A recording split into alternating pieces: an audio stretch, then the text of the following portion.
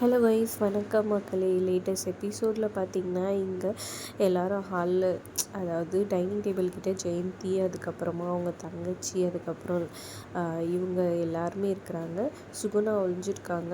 கிச்சனில் வந்துட்டு இந்து வேலை பார்த்துட்ருக்காங்க. அப்போ வந்துட்டு யார் இந்த வேலையை பண்ணியிருப்பா, யாரும் கல்யாணத்தை நிறுத்த பார்த்திருப்பா அப்படின்ற மாதிரி யோசிச்சுட்ருக்காங்க.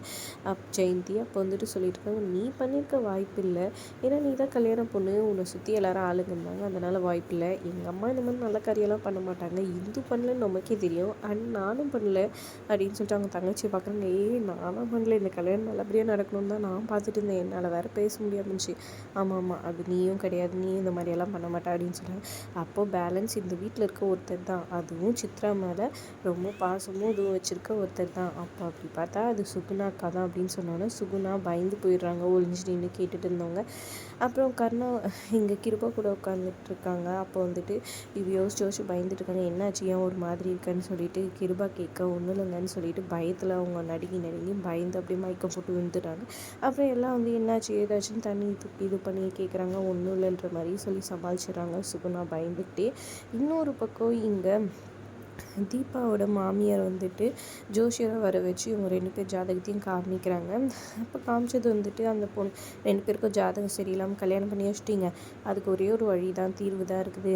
2 பேரும் வந்துட்டு 3 மாதத்துக்கு வந்துட்டு தள்ளி இருக்கணும், அவங்களுக்குள்ளே எந்த விதமான இதுவும் இருக்கக்கூடாது அப்படின்ற மாதிரி சொல்ல, அதை கேட்டு எப்படி சின்னஞ்சிறுசுங்க அப்படி இருப்பாங்க, எனக்காக வேண்டான்ற மாதிரி சொல்ல, இவங்களையே ஏற்றுக்க வைக்கிறதுக்காக யோசிச்சுருக்காங்க. தீபா ஒரு பக்கம் பயப்படுறாங்க, ஐயோ நம்ம ஆல்ரெடி 3 மாதம் இதுவாக இருக்கிறோம், இவங்க 3 மாதம் சொன்னாங்கன்னா நம்ம கர்ப்பமாக இருக்கிறது எல்லாருக்கும் தெரிஞ்சிடுமேன்னு பயத்துட்டு இருக்கிறாங்க. அதனால் ரொம்பவே பதட்டத்தில் இருக்காங்க. இன்னொரு பக்கம் இங்கே இவங்க வந்துட்டு இந்து வந்துட்டு நன்றி சொல்கிறாங்க கர்ணாவுக்கு, உங்கள் அண்ணன்கிட்டயே எனக்காக பேசினதுக்குன்னு சொல்லிட்டு, உனக்காக ஒன்றும் பண்ணல, அது நீ எந்த தப்பும் பண்ணலன்றது எனக்கு தெரியும், எங்கள் அண்ணனுங்களுக்காக தான் இதை பண்ணன்ற மாதிரி சொல்கிறாங்க. யார் என்னன்னு கண்டுபிடிச்சி காமிக்கிறேன் அப்படி இப்படின்னு பேசிகிட்டு இருக்காங்க. அப்போது கிருபாவோட பையன் வந்துட்டு கர்ணாவை பார்க்க வர்றாரு.